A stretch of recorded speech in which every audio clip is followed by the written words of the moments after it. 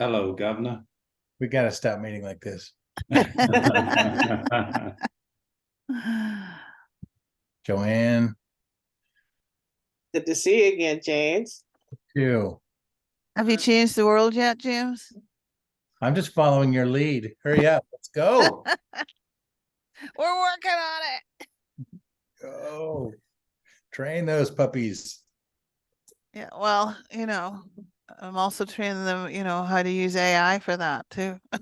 Yeah, it's C. Craig and I were just down at I hope I'm not talking out of school, C. Craig, but yeah, there's an incubator down in Los Angeles for media and entertainment now called Fabric, FBRC, and C. Craig was down there just doing his thing, teaching the new kids coming up. And I went to an all AI film festival just the day before that, just crazy week, and saw a room full of young up-and-comers who are not waiting for permission, who are all just rushing in under the AI wave to start making new content.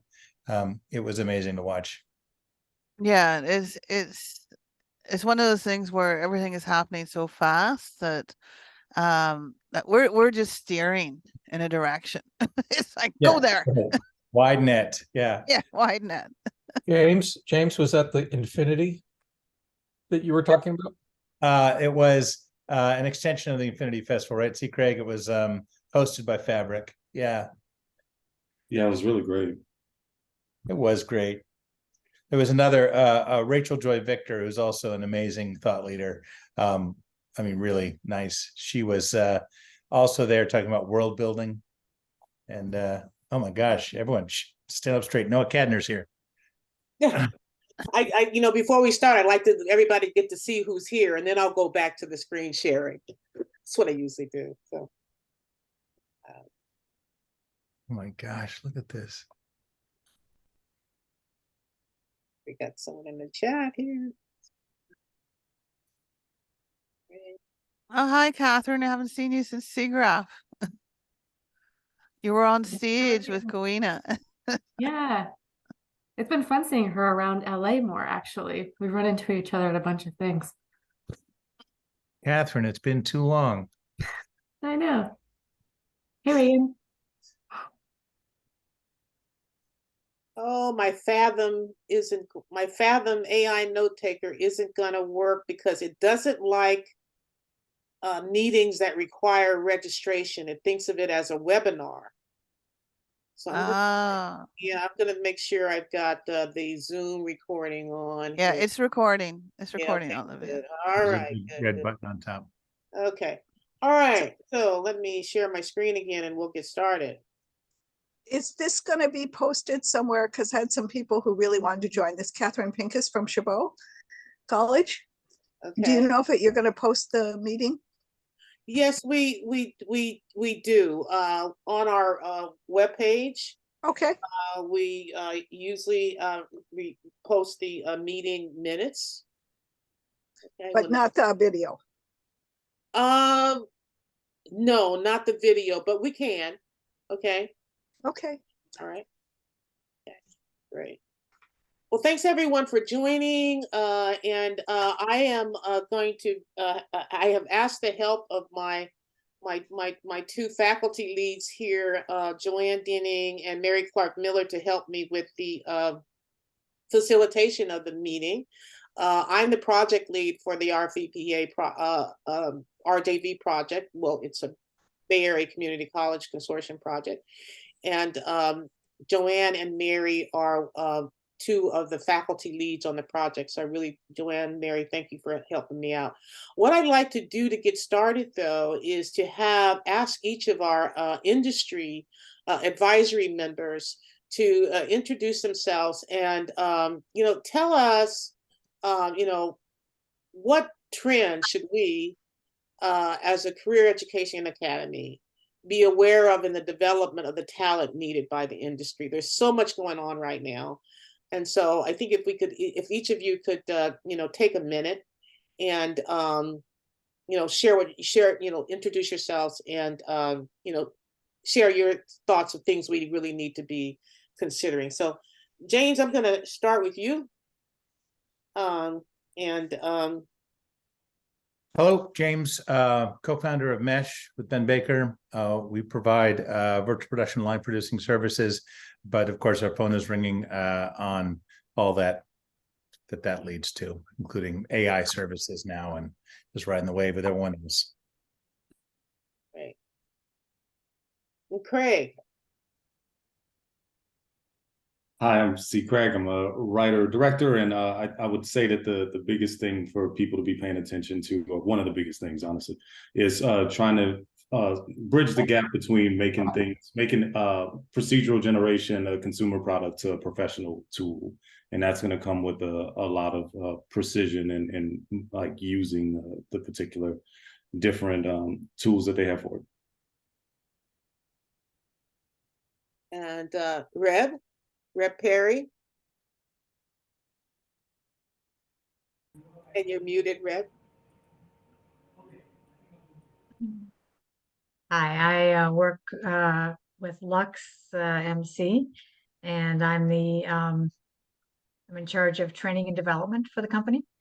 And we do a lot of classes in-house, and we have been doing some external classes.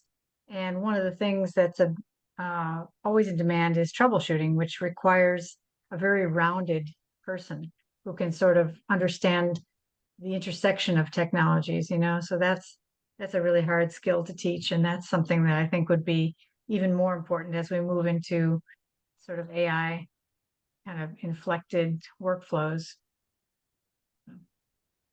Thank you. Noah.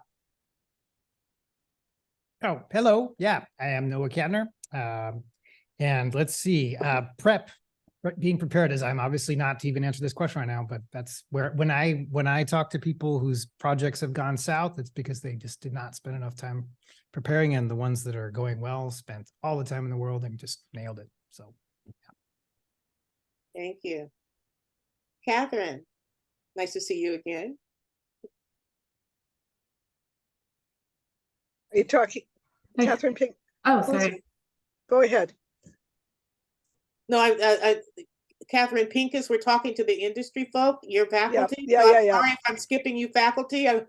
Okay, no problem, no Thank problem. you, thank you, thank you. Oh, so me. Yes, Okay, yes. sorry. It was just timing. Somebody was at my door, so I had to go inside. I'm Catherine Brilhart. I'm a cinematographer and virtual production supervisor. And I would say I agree with Reb. Actually, it takes like a lot of different kind of skill sets to kind of piece everything together. But I think having been doing so much education kind of focused stuff and working with students at Chapman and USC recently, I think that it's kind of giving students the opportunity to kind of like peek over the fence at how to scale up a workflow, because there is, the way that you solve problems as like an indie filmmaker or like a student filmmaker, and the more support we can give students, kind of pulling them into other scaled sized productions, will give them more resources to think about how to solve problems, or how to think creatively. Because it's like, yeah, I guess that's what experience is. You just like don't really get to see the thing before you see the thing. And if you can help people see a bigger picture, then they can make more informed decisions along the way. Yeah, understanding that why. Stephen, would you go next for us? Stephen Barrera. Oh, hi. I'm in public relations for the DECA Club in Chabot College. Ah, okay. Yeah, I didn't yeah. recognize your name, so I thought you might have been an industry Sounds person. good. Sorry. It's okay. Okay. Paul, you're industry, right? Yes, VFX training supervisor for Industrial Light and Magic. And what I would say is social skills, teamwork, and collaboration. This is the thing that you can't do by yourself. And so the better that you can do it with others, the better it will happen. And then below you, Reagan Brown. Hello, everyone. Sorry, earlier I was having a little bit of technical difficulty, so I didn't hear what the prompt was. Well, we're doing introductions, your name and your affiliation and your role, and what's going on right now in the industry that you think that we as educators and building these skills in people really need to know and be aware of as we build our programs. Okay, awesome. Well, hello, everyone. My name is Reagan Brown. Can you hear me? Yeah. Good. Okay. I'm currently a creative technologist at Campus, working towards creating immersive experiences using creative technologies. I also do some work in the community with GRX Immersive Labs, and they are a content creation and education platform teaching virtual production concepts and Unreal Engine foundations to the youth and adult storytellers. And so, something I think that is really important to kind of know is I think something that I actually always ask is, what's in your DNA? What is your why? And I think that everyone can interface with immersive tech in something that is like passionate to them. Um, I try to encourage people to think about like what are their passions, what makes them drive, and how can they use immersive tech to impact the communities. And so I think everyone is. I'm just hearing this weird feedback. Is it just me or? Yeah, there's a little bit of feedback, but we're picking you up. Okay, okay. It's kind of like throwing me off. But I think that is something that you really need to know is just like there needs to be inclusivity in the growth of these areas just because technology is forever evolving, and I think that we all need to kind of be a part of this technical revolution. And thank you for being here. I'm glad to be here.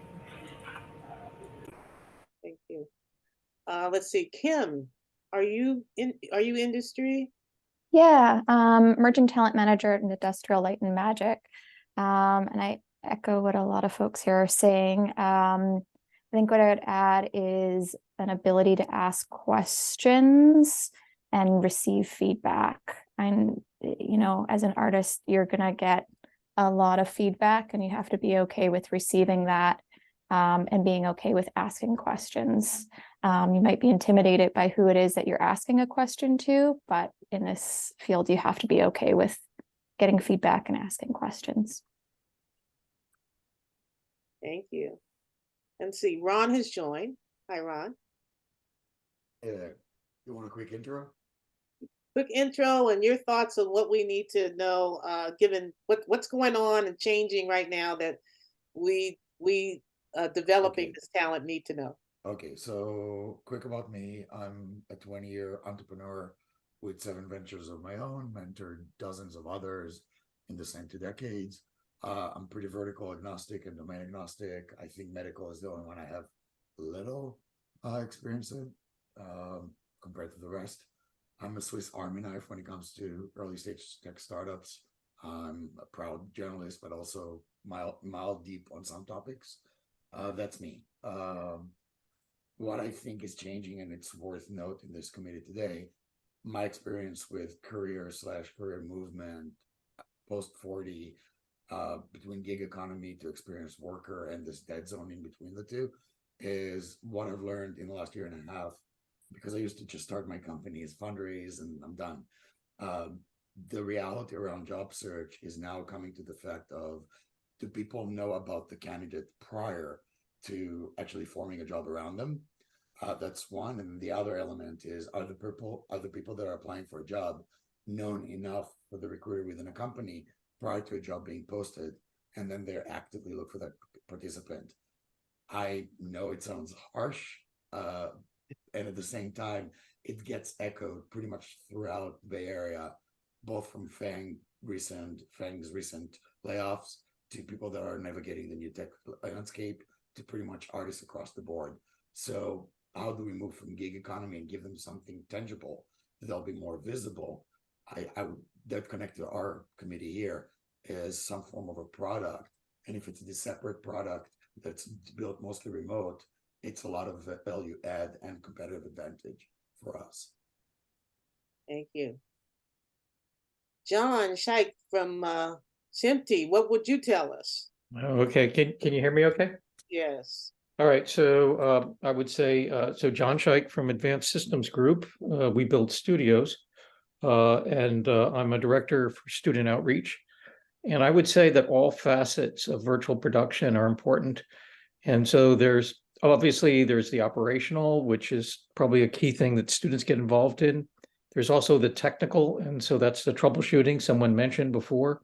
There's the creative, and that's where Unreal Engine and other ways of creating the content that can be used and displayed for the backgrounds and for the AR and so on is very important. And by the way, we also need to find people to get in front of the camera as well as behind the camera. So those are the many facets that I see. Thank you. Matthew, are you industry? Yes, and I'm also a teacher. So I'm teaching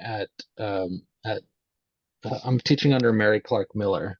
So I'm helping with building out some of the Unreal stuff. But I was working for Epic up until recently, and I do some augmented reality stuff for PricewaterhouseCoopers too.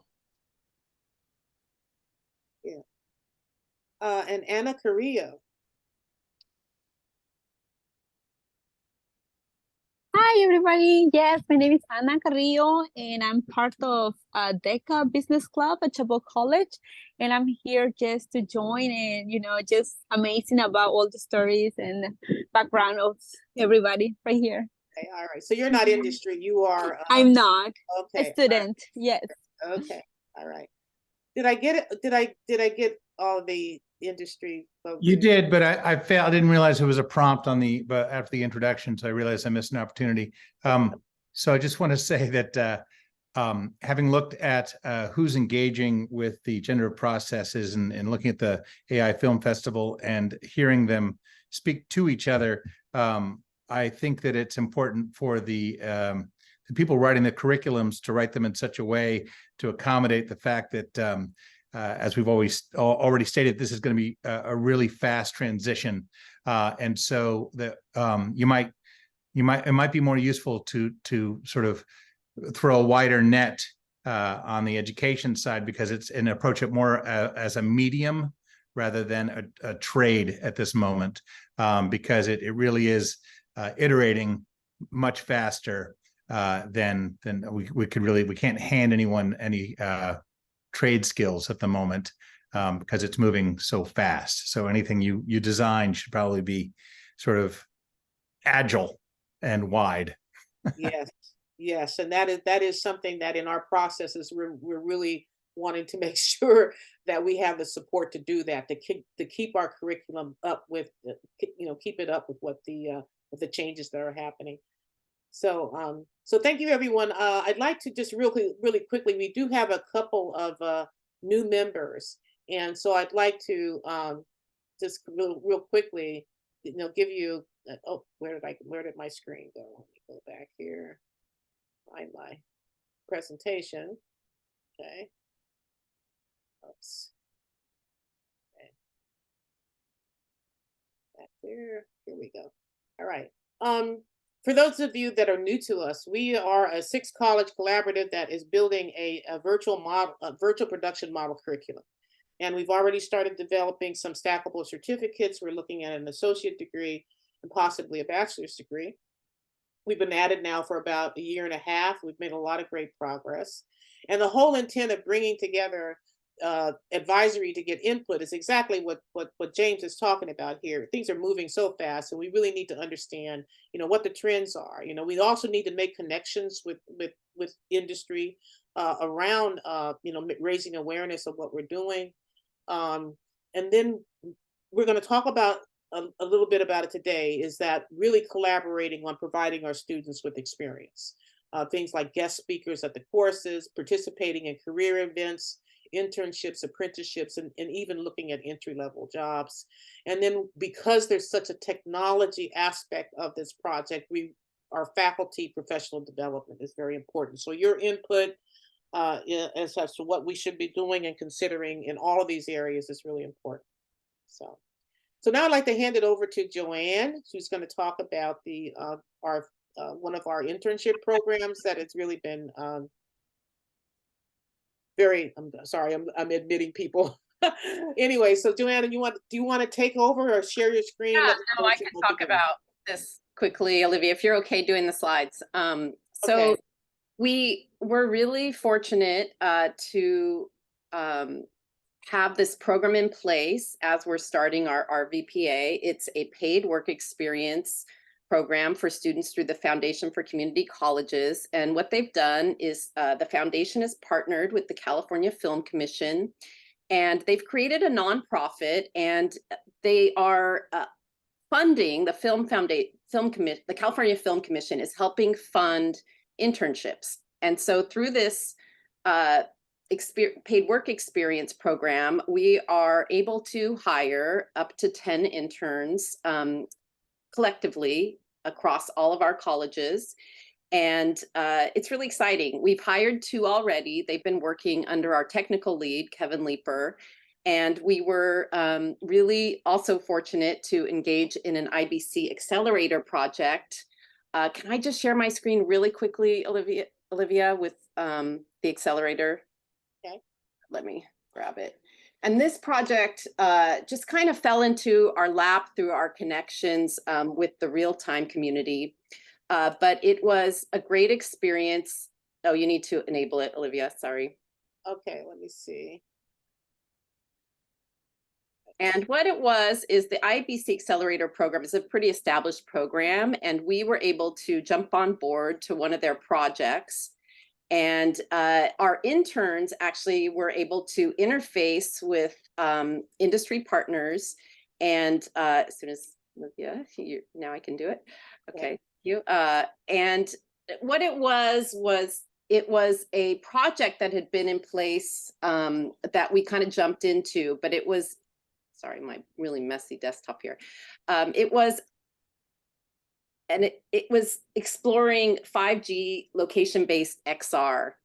And what happened was there were just to keep it really short and quick, there were these fighters in England. And what we did at DVC is we partnered with some of the industry, a company called Movers, and we took these fighters and we built avatars for them. And then the little light effects that are going off the fighters is the data of the velocity and the other data of the fighters. And then we built it in an immersive environment that was going to be experienced in real time. So this was really exciting, and our interns were really kind of excited to be solving these problems. They were working with industry and really engaged in the pipeline.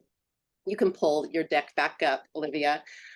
But so that is one of the really exciting things about the internship program, is that it really allows our students to collaborate with each other through all 6 colleges and engage really deeply with the industry pipeline. So we want to expand this out, and we really want to kind of reshape education, especially for these emerging career tech programs.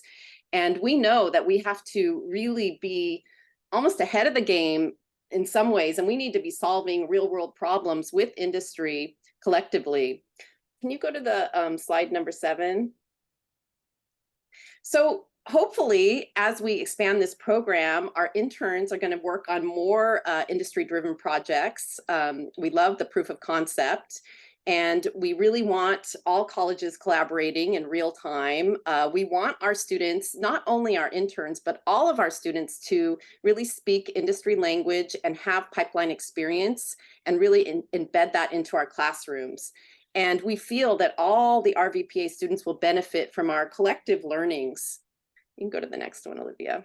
I already talked about this, but it's something that we found critical to being a program where our students come out of it really prepared to jump into industry. And we're hoping that we will expand out, and we have other programs that we're going to engage with. One's called LAPE, which is a fund for students that are first generation. And we are hoping to expand out our apprenticeships and expand the Film Foundation model to potentially include other partners. And, you know, many of our students are first generation students who we are very excited about giving them these opportunities and having them have this, you know, this experience where they can actually become part of this really exciting emerging industry. So I'll stop. I've spent too much time already. Thanks, Joanne, so much. Great job, you and Kevin, of doing and leading that project. Mary, here comes curriculum. Did you want to share your screen, or you want to start with these slides? Let me know how you like to. And we'll start with these slides, and then when we get to the advanced, I just had the sequencing set up, or do you have that in there? No, I don't. Basically, okay. what I have is well, let me go through these, and then you jump in when you want to get into the details and you want to share. Okay, so where we're at with the curriculum, the first introductory certificate is approved, and actually we're starting to market it and let students know that it's, a lot of our students have already taken a lot of the courses that are part of fundamentals. So we're launching the capstone part of the project in spring. So we're actually may be able to be completing some certificates in spring. So we've got that done. The next certificate is the advanced VP certificate. It is now approved, and it is actually approved at the college level, and we are now going through the process of taking it up and getting it approved at the chancellor's office level. That requires some extra steps. And we're working on the associates, and it's just beginning the approval process. And we're hoping that that might be something that we can start to get approved by fall of next year. And today is what we're looking for input from you all today, is that the VP professional certificate is basically a skill builder certificate. Mary will tell you more about it. And that is where we're looking for some feedback from you all today. So I really quickly here, these are the learning outcomes of each of these certificates. You know, the fundamentals obviously is, you know, the base and the foundation of the program. Some of the, you know, necessary tools. I think, Mary, we can, if you got this included in what you're showing, I can move on here. Yeah, so just to the fundamentals actually provides the students with like a basic introduction to real time, as well as learning some of the video tools, being in front of that camera as well as behind the camera, and how to work as a team on set. Those fundamentals come across through our video program and those courses. And then the real-time components we've actually introduced, because things keep changing so quickly. We've introduced some of the real-time elements into our standard computer graphics classes. And we're also encouraging the students to learn a little bit of Python and scripting, so that they have a little bit more of a technical backbone rather than just being pure creatives. If you go on to the next one, Sylvia. Yeah, or and you know, Olivia. I'd like to point out just something about this advanced VP certificate. When we Mhm. last met in spring, the feedback that we got from you and that we took away was that we were first looking at, like, okay, maybe there should next be like a VP film production and a VP technical artist, and we were starting to come up with so many, you know, multiple flavors of the next certificate. And so instead of creating 2 to 3, we, based on your input last spring, let's call it advanced VP with 4 specialized pathways. Mhm. So we want to thank you for that input, because it actually, you know, saved us some movement here and allowed us to come up with this certificate a lot quicker than what we normally would have taken to do 3. So anyway. Okay, Mary, so can I share just Yeah. for this one? Okay, let me stop there. Okay, and let's share. Okay, so within the advanced virtual production, we know that we've got more to do. and we are continuing to develop curriculum as we go along. What we're trying to do, as James mentioned, is that we have to be agile. So we have to put things in place, the course outlines of record, the SLOs, what we're going to be teaching in those classes. But then within that, we try to be as flexible as we can by not identifying specifics, but having the objectives be there so that the students, with that, we can be agile to adjust with what's changing in the industry. And the students are getting a concerted effort to make sure that they're prepared for those initial jobs or initial positions in the field. So both Koina and I did the fellowship, the Unreal Fellowship, and a lot of our classes sort of relate to that sort of method of teaching where it's divide and conquer, get people interested in developing up the different skill sets in specific areas, but also then bringing all of that knowledge back together in the capstone classes. We also have, like as Olivia mentioned, we're developing up the professional certificate, and what that will entail is developing up non-credit options for those that already have their educational experience. Maybe they come from the writing field or the storytelling field. Maybe they come from the production side and they want to get their feet wet in the actual creation process. And we can do that by taking our credit classes and actually turning them into non-credit.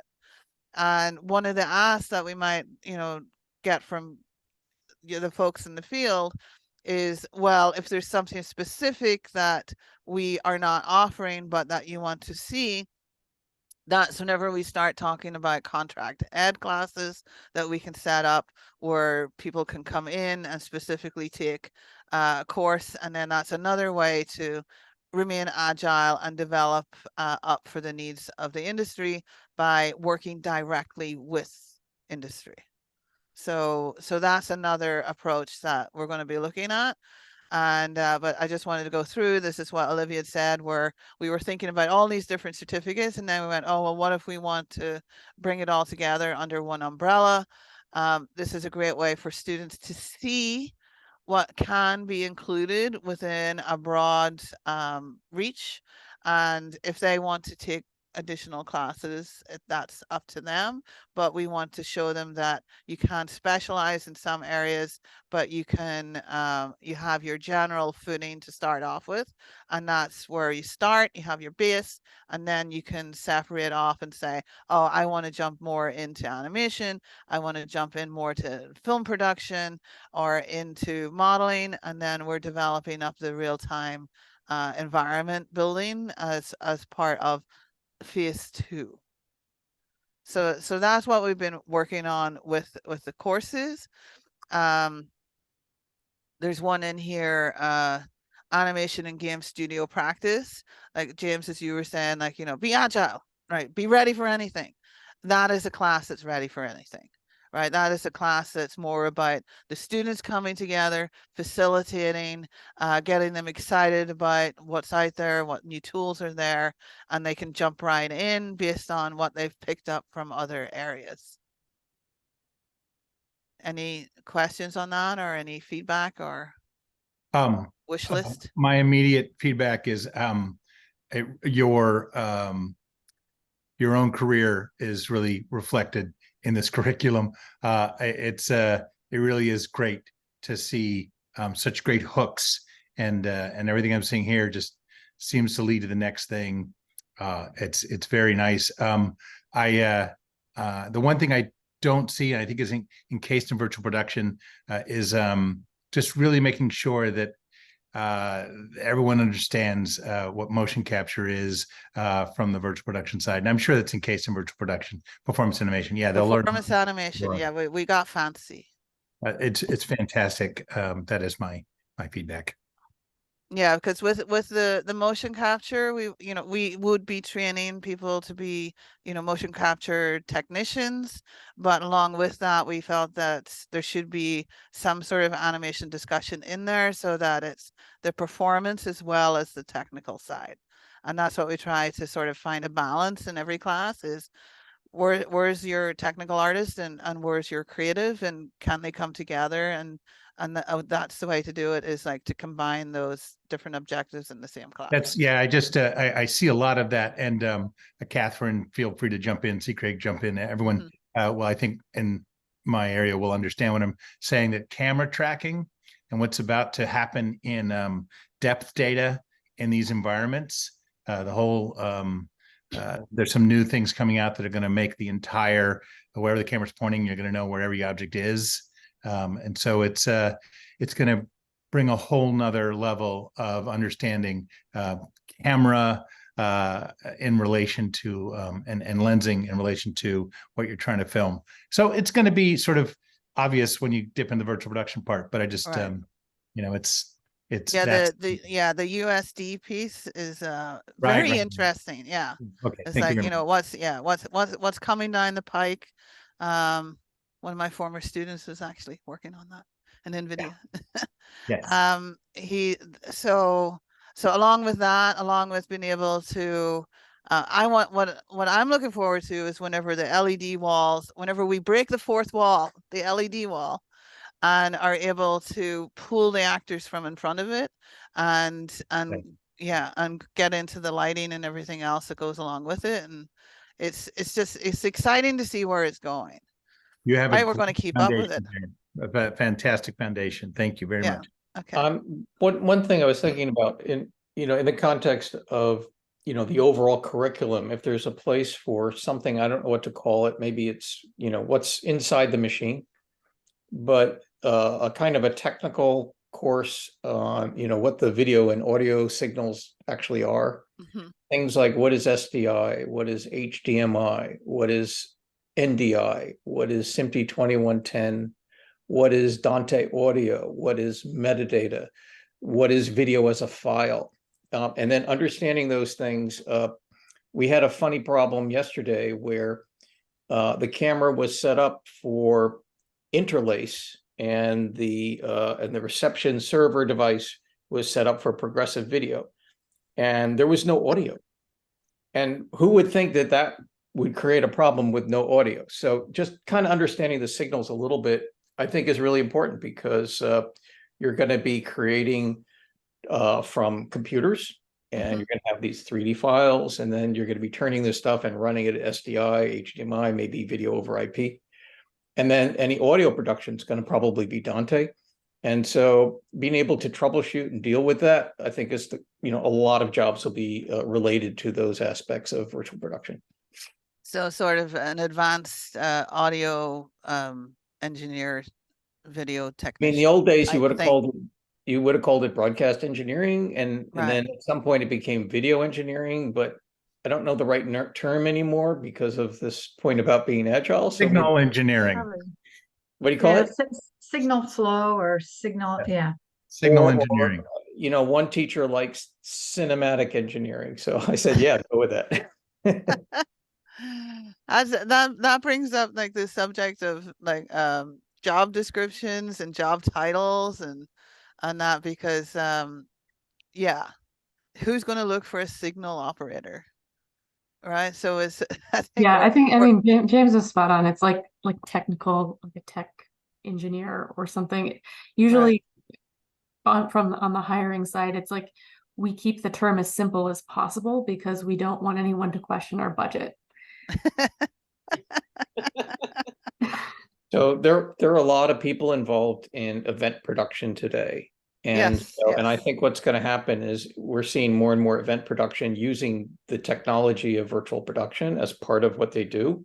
So and so these people will be called producers, and they'll be called technical ops, etc. So because that's one thing that, while we get into developing more of the professional certificate, we also know that our branches are going to keep on branching off, and there's going to be more branches that are going to be added that then students can sort of pick and choose from, that they can say like, oh, I was in the studio and I didn't know how this worked. How can you explain this to me? There's also talk moving forward down the line, way down the line, about competency-based education, where it's more about, you know, the just-in-time knowledge happening on a more frequent basis. And it's so it's there's interesting things happening in both education and in the industry as well. Catherine, you have your hand up. Oh yeah. So I definitely see the cinematography and visual storytelling layered into like the film production side. But I just want to make sure that in the notes for some of the general virtual production classes that you know, as you've gone through after you do world building and animate some characters, part of that process that happens very early on in the prep is the shot design and kind of starting to integrate camera and layout into that process. So I know that you have the individual classes, but I think just making sure that you tie in how vital like the shot design part of it is as it relates to traditional cinematography, but like pulling that into the you know, the game engine prep that people are doing. And to be more specific about that, it's kind of like being able to look at composition, like 2D composition and 3D composition, really understand that, be able to apply practical real world knowledge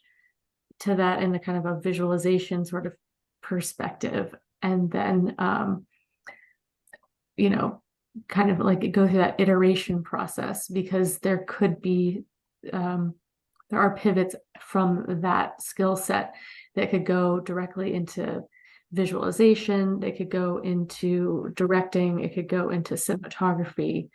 I feel like the like DPs that are coming out of your program will probably do their own visualization on some level because they'll have the background in the game engine. So it's kind of, I think the reason why I'm bringing it up also is because that is sort of this cornerstone or like pin that kind of keeps that process together.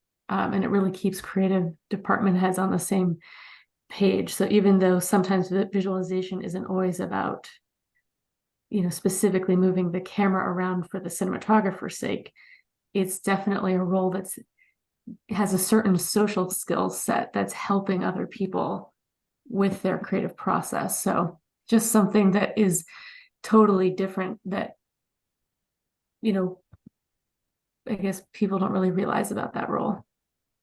Right. That's one of the main reasons why, you know, we pulled film and computer graphics together, so that we are doing a lot of storytelling, problem solving, on-set issues that come up, and a lot of teamwork across both the virtual production courses, because we have the, you know, the first one, this is the second one, and then we have the video classes, and we have those in the fundamentals as well. So they have a really good understanding of working as teams, understanding the camera as part of the storytelling process, and then all the traditional film vocabulary that we throw at the students and get them to learn. Yeah. Nice. Like my thought I had was that like if you expand the program further, that maybe instead of having it be like the 4 pillars, like visualization would be the 5th. Because okay. It's a totally separate sort of discipline, but it works in relation to the modeling and animation. And actually I've noticed that like the 3rd floor Proof, Halon, you know, those companies need entry-level people just like everybody else. So okay, that's a good point. And then James has his hands up too. Yep. Remember to unmute, James. Yep. I'd like to say yes and to everything Catherine said. I think I find back to the support nomenclature and what actually you'll find that you need even to get these things going is system integration. And I think that those two words are vague enough, but recognized by everyone who has to put two pieces of electronics together, even in network architecture. System integration is if you can find a way to put that in there, because you're going to need your own system integration. And if you talk to Amazon, they ask you what you are, and you go, "I'm a systems integrator in virtual production." Oh, systems integrator, got it. So there are line items. That's a title which is can bridge a lot of things. Bridge. I know, it's like having grown up in computer graphics, it was like I'd look at a camera and go, "Ooh." Yeah. Yeah. So now this has actually brought both of those worlds together. Yeah, system integration will encompass signal, understanding about signals, power, all the stuff that John was talking. LED pixels. Yeah, all of it. I think that's that, and as long as you can get that properly represented there, because trust me, all of this stuff will be enabled by systems integration. Okay, thanks, James. Kevin Leeper is this is all in your wheelhouse right now. Kevin is our faculty lead focusing on technology. Kevin, do you have any questions because a lot of this seems to be related to your interest? Yeah, definitely. I mean, I couldn't agree more with James. I mean, that's kind of what we learned at one of the big things we learned at Infinity, just the integration and all the signal flow, especially setting it up at the beginning is really important, I think. And also, I think the visualization is the fifth pillar. Agree 100%. You know, those are both big things we're working on. We are working on a visualization course, so it's in the pipeline, and yeah, that's what we're working on. So Mary, do you want to get into a little deeper dive into what you're looking for as far as input to the professionals? So I think, so do you want to pull up the slides again, Olivia? But so for the professional certificate, what we have piloted here at BCC is creating non-credit classes that students can jump into. They can be open entry, open exit, and they're geared towards those returning or career changers, right, that I mentioned earlier. And it means that they can take the course as many times as they want. It's like we have a term like it's not repeatable, but they can take it as many times as they want. And it allows industry players, like having completed the fellowship and other professional courses online, I went, oh, these are really great, but you can't jump in and out of them. They go for a certain time and then they stop. And so for the professional certificate, what I guess I'm asking is, what would you be looking for a college to actually offer that would help you be able to keep your people trained up, right? So especially with the fellowship now in question, what would you like to see from a professional certificate? James?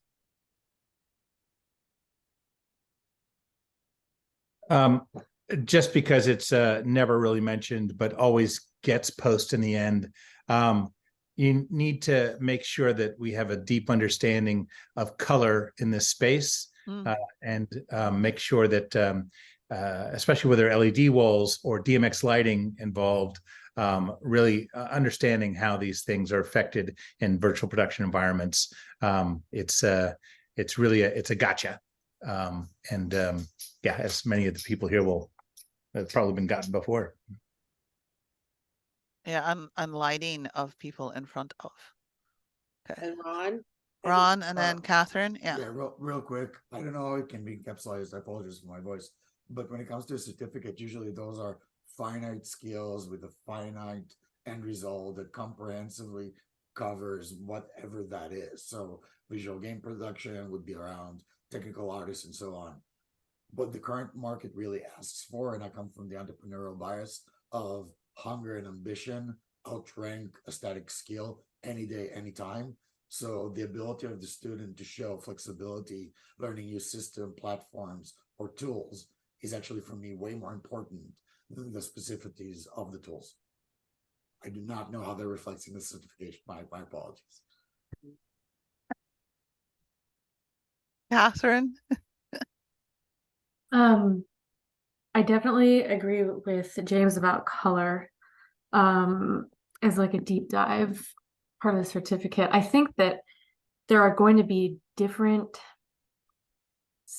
things that we'll need probably on a 6 month to maybe like a 6 month basis, because I'm assuming that the courses are a semester long, just because of how quickly things are turning over. But like, I guess existentially, one thing that I feel like really sets like a professional apart, like professional versus like fundamentals in this area, are being able to show leadership on a team and like stellar teamwork. And I think another professional skill that we're not really mentioning because we focused on so many of the technical things, but being able to bid or like understand some of the producing side of the team leadership, and like maybe how to work, like if you're very technical, how to work well with a producer, or if you're coming in kind of producing, how to cross over a little bit technically so that you're not kind of weighing the team down. Because I feel like something that's a little bit different now in the space is that people's skills need to overlap a little bit. But I think that might take them into more of a professional space, and being able to kind of like bid a little bit or like lead that way gives them the skills that they need to be an entrepreneur who's either working freelance or maybe joining a team. In Los Angeles, there are lots of places where you can join a team, but not so much elsewhere in the world. Like sometimes there's like one country with one stage, so just thinking about it that way, that you're probably going to release a lot of independent contractors out into the universe. So them being able to kind of not be unaware of like what a budget is, like knowing what it is, how to build that. I think even schools that send DPs out into the universe don't necessarily teach them the business side of their craft. Yeah, but funny you should say that. We're actually working on a producing track, and that it's one of the things that I've had students from my 4-year history come forward and go, you really need a producing track. And they go, and then I talk to the students and they go, it's not sexy. But it is when you have equity in the project and you make a ton of money. It is. But yes, you're right. But we are actually developing up. We actually have a producing class. It's not necessarily here, but it could be included in the future. Yeah. Well, it's the kind of thing where I wouldn't say like you don't have to take the class because you're going to become a producer. But I think if artists have at least are exposed to those things, you could teach it in the context of like, we want to make sure that you can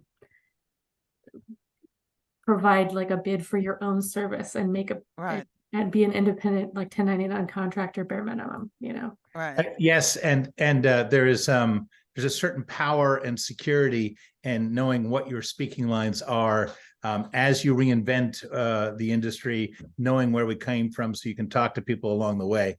And nothing gets you up the ladder faster than speaking budget and schedule. Right. Totally. Yes. Like that's the supervisor track, essentially. That's what a department head is essentially doing, that's different from the other members on the team. They're really leading that and pitching that and selling it.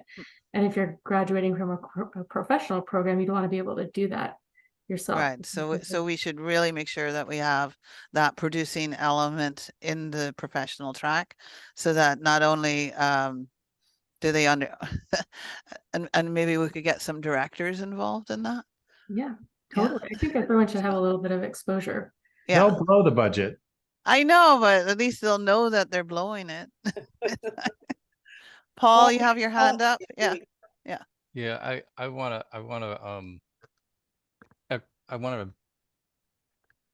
to reinforce that with the producing and knowing. I mean, I think it also almost ought to be required that people understand that they're working within a budget and that they're working with resources and how to manage those resources. So I would go. I want to pile on to that notion as well. Also, I like the notion of color.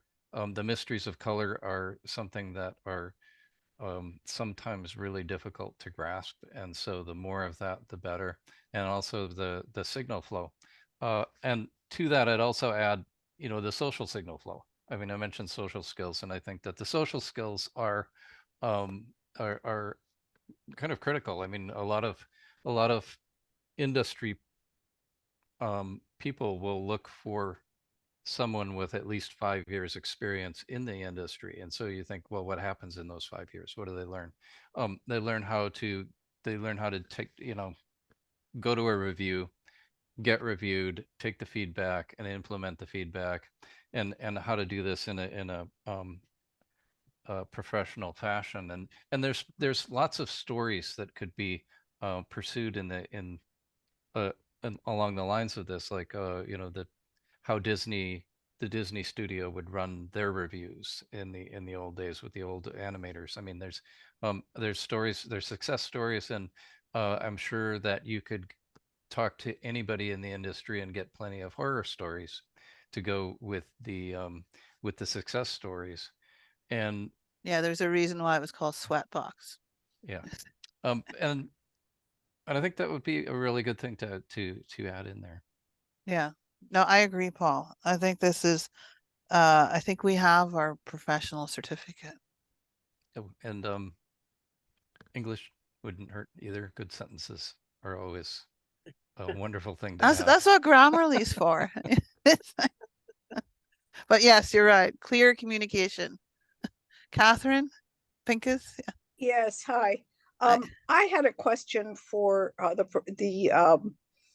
the professionals, and that is that I teach project management. I teach it at Berkeley and several other schools. And I have had an awful lot of people who've been involved in film production and broadcast come through our programs. And of course, we were just talking about professional and budget and those kinds of things. So would you like to comment at all on the need for that skill? Yes, just real quickly, guys, you do have to jump, but there's a difference between production professionalism and studio professionalism culturally at the moment. So it's really interesting to hear that, I know that there are going to be some people who work towards studio project management, which project management in itself is much more enterprise class. It's great and can fit just about anywhere. Whereas the project management is always useful on production, but sometimes a good project manager needs to know the minefield that is the command and control structure of a production, which, by the way, changes with the wind.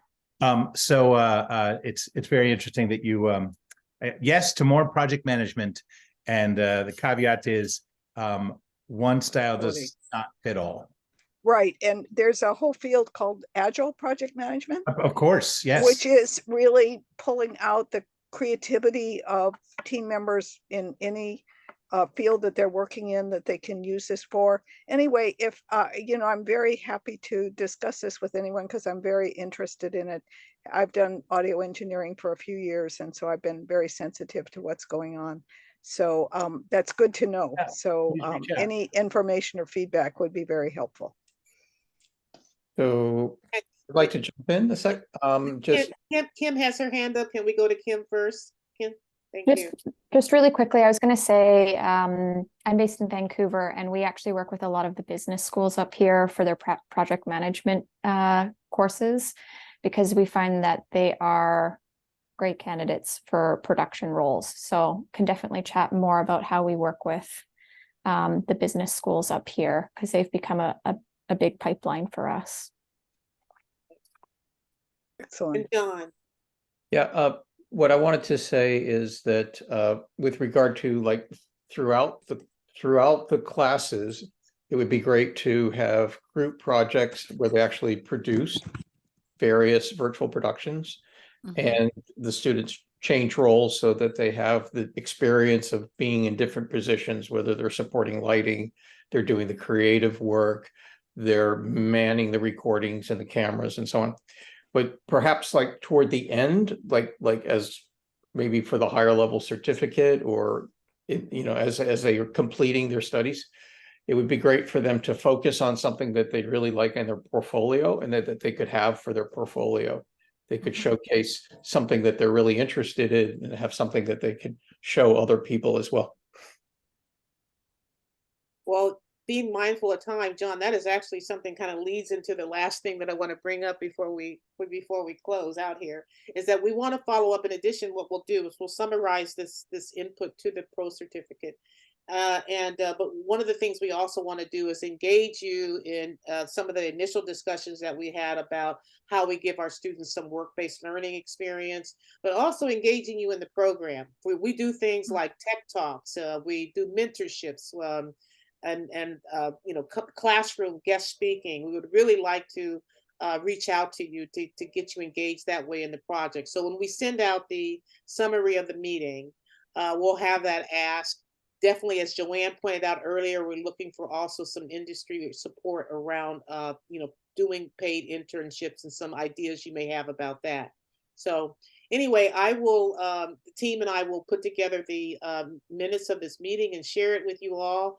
And we'll have some follow-up that we'd also like to do between our next meeting. Our advisory will be in the spring, but we certainly want to engage you in between that if you're all willing to do so. So. And one thing for the spring advisory, we hope to be showcasing some of the student work, as Sarah put into the chat there, that if anybody is interested to see the storytelling at the breakdown stage at the beginning of a class, and then be able to review it at the end of the semester, we would be eternally grateful.